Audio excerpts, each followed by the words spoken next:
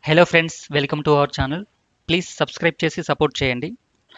మనం లాస్ట్ వీడియోలో TG SPDCL website నుంచి కానీ యాప్ నుండి కానీ మనం ఎలా పే చేయాలని తెలుసుకున్నామండి. సో ఇంతకు ముందు వరకు మనం different apps PhonePe, GPay, Paytm అని డిఫరెంట్ యాప్స్ నుంచి అయితే మనం ఈ ఎలక్ట్రిసిటీ బిల్ అయితే పే చేసేవాళ్ళం.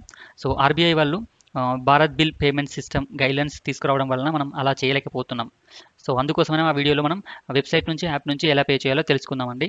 అయితే ఇంకాస్త ఈజీగా ఉండడం కోసం, సులభంగా పే చేయడం కోసం కస్టమర్స్కి, సో టీజీఎస్పీడీసీఎల్ వాళ్ళు కస్టమర్స్కి ఇంకాస్త సులభంగా పే చేయడం కోసమని క్యూఆర్ కోడ్ విధానాన్ని ప్రవేశపెడుతున్నారండి. పైలట్ ప్రాజెక్ట్లో భాగంగా కొన్ని జిల్లాల్లో ఇదివరకే అమలు చేస్తున్నారు. తొందరలోనే మిగతా జిల్లాల్లోకి కూడా తీసుకువస్తారు. ఇక్కడ ఏంటంటే బిల్ జనరేట్ అయిన రోజే, సో మనకు బిల్ ఇచ్చిన రోజే బిల్లు ఫస్ట్ డీటెయిల్స్ ఉంటాయి. సో నెక్స్ట్ మనకి బిల్ అమౌంట్ ఎంత ఉంటుంది, ఛార్జెస్ ఏంటి అని ఉంటుంది. సో కింద చివరన క్యూఆర్ కోడ్ ఉంటుంది. సో మనం ఆ క్యూఆర్ కోడ్ని మన మొబైల్ నుండి స్కాన్ చేయాలండి. క్యూఆర్ కోడ్ స్కానర్తో మొబైల్ నుండి స్కాన్ చేస్తే మనం బిల్లింగ్ సెక్షన్కి వెళ్ళిపోతాం.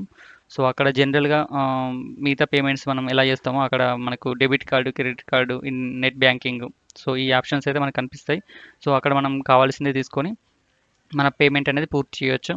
సో ఇంతకు ముందులాగా మనం వెబ్సైట్కి వెళ్ళి అక్కడ మన డీటెయిల్స్ సబ్మిట్ చేసి, అంటే సర్వీస్ నెంబర్ ఇచ్చేసి, మొబైల్ నెంబర్, ఈమెయిల్ ఐడి ఇచ్చేసి, సో ఇలాంటివి ఉండవండి. ఒక సింగిల్ స్కాన్తో మనం బిల్లింగ్ సెక్షన్కి వెళ్ళిపోవచ్చు, అక్కడ మనం పేమెంట్ చేయొచ్చు.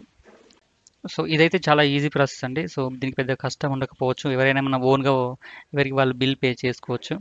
Thank you for watching. Please subscribe for more videos.